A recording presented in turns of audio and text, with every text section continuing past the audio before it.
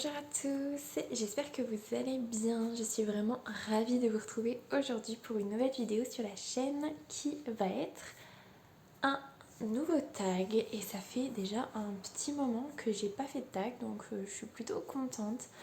Et en fait, je vous avoue que c'est la solution de facilité, parce que au niveau timing, je suis pas au point pour vous faire un update pour aujourd'hui, pour vous, demain pour moi. Il va pas me manquer grand chose, mais c'est pas possible, donc c'est tout. Vous aurez mon update la semaine prochaine et puis on va arrêter là le blabla et on va commencer tout de suite avec le tag.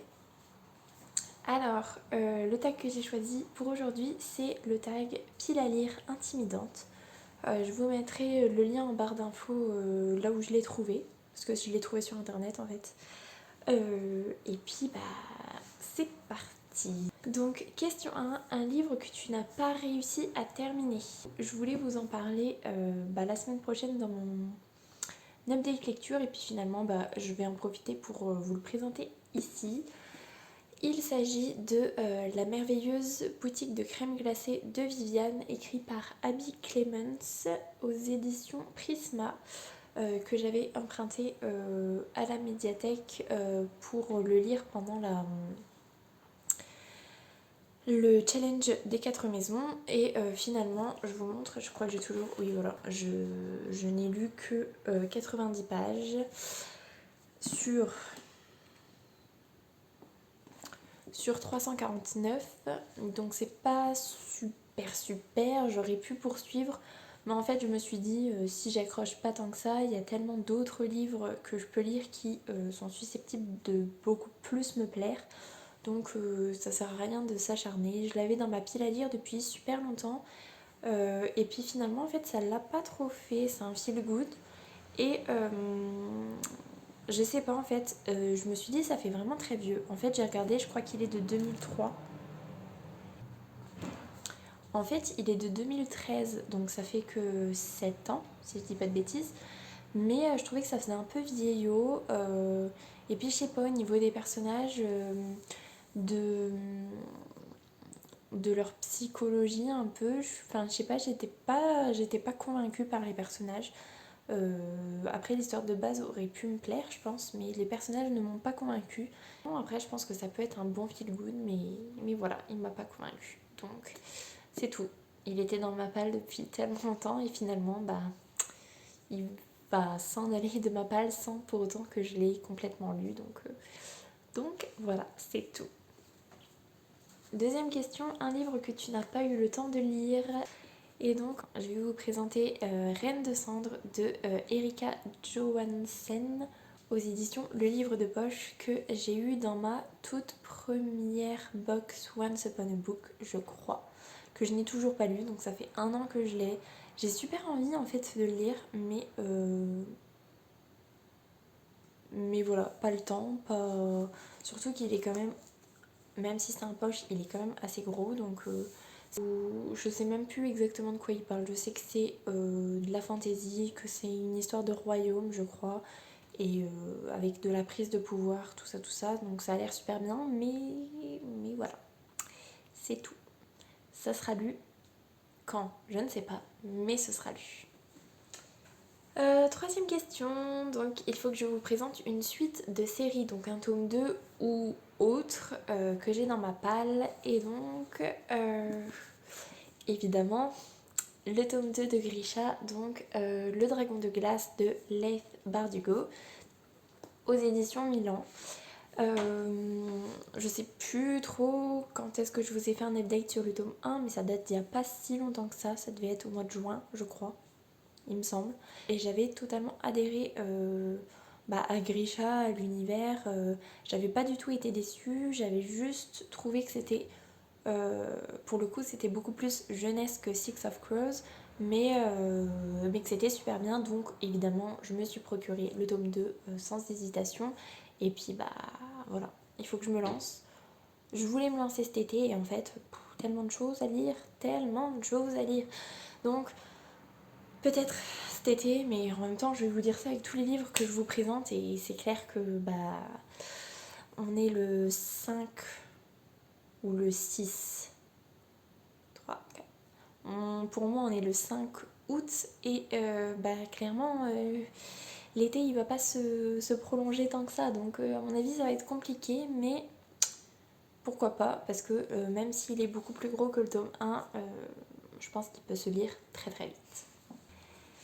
Quatrième question, un livre que tu viens d'acheter. Alors techniquement le livre que je viens d'acheter, je l'ai déjà lu et je vous en parlerai la semaine prochaine dans mon update lecture, mais je vais plutôt vous parler de celui-ci que j'ai acheté fin juin je crois ou début juillet, que je n'ai toujours pas lu. Donc c'est La petite bibliothèque du bonheur de Felicity A. McCoy aux éditions Mon Poche, que j'ai vu passer sur la chaîne de Juliette je crois, et elle m'avait donné trop envie de le lire. Je l'ai prêté à ma maman qui l'a lu et qui m'a dit que c'était sympa mais sans plus. Donc ça m'a un petit peu refroidi et puis j'ai eu tellement d'autres feel good à lire, dont celui que je vous présenterai la semaine prochaine qui était vraiment un énorme coup de cœur. Donc voilà, je pense qu'il peut être lu, il fait quand même 550 pages, donc c'est pas il est pas si petit que ça, mais ça peut être lu cet été, comme les autres hein, finalement, mais bon, donc pareil, je ne sais plus de quoi ça parle, d'une librairie en toute... Enfin d'une bibliothèque, mais j'en sais pas plus, à part que c'est un feel good et que voilà. Donc on verra bien quand est-ce que je le lis. Cinquième question, un livre d'un ou d'une auteure que je n'ai pas trop aimé par le passé. Alors ça va être la question où je ne vais pas répondre puisque souvent un auteur ou une auteure que je n'ai pas trop aimé, je ne poursuis pas, enfin je ne lis pas d'autres livres. J'ai regardé dans ma bibliothèque et j'ai pas trouvé de livre où je me suis dit ah j'ai pas trop aimé mais il me reste celui-là à lire. Donc voilà.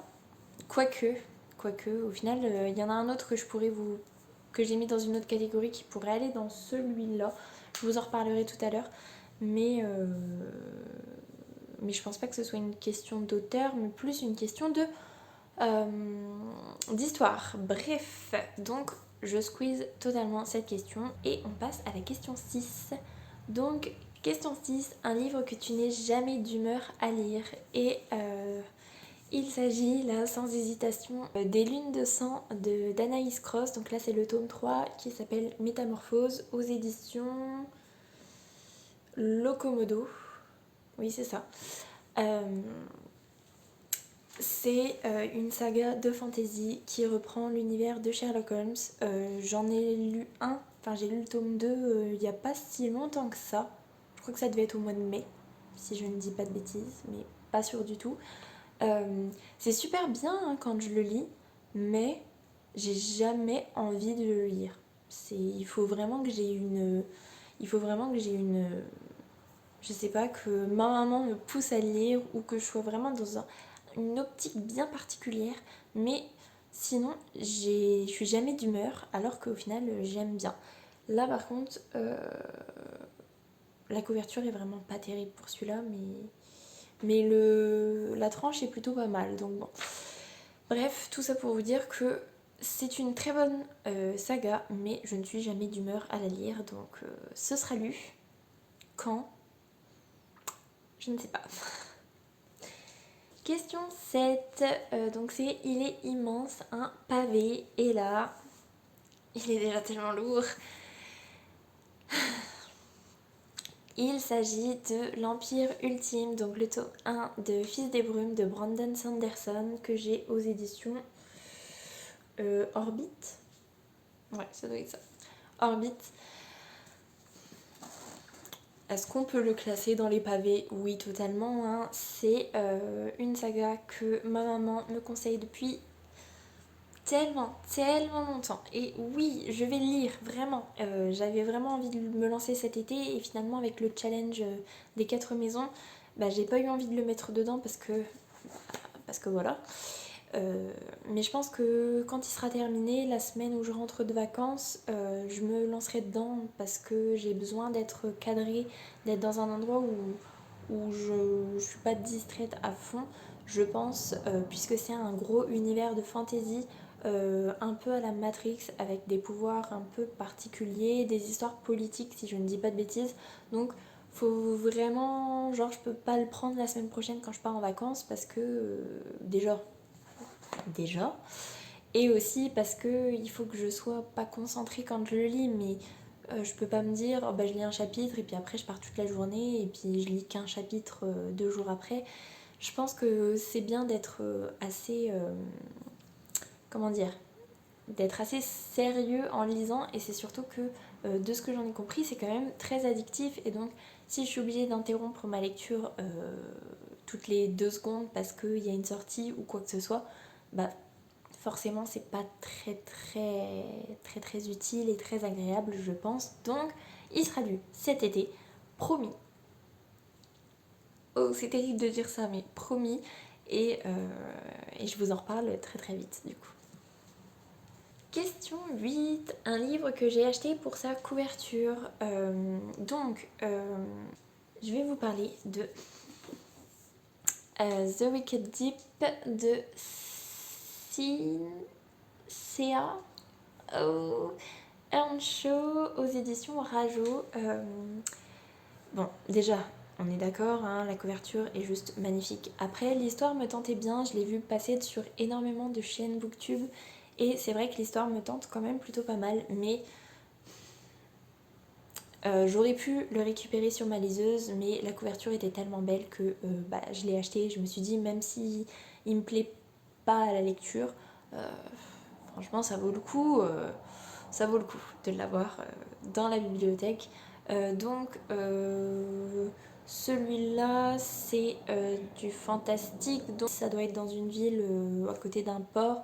On va avoir 3 sœurs qui en fait ont été condamnées pour sorcellerie et qui reviennent hanter cette ville tous les ans je crois, et qui font mourir des pêcheurs ou un truc dans le genre. Donc je sais plus trop exactement de quoi ça parle de ça normalement, et je me le réserve pour le Pumpkin Autumn Challenge évidemment.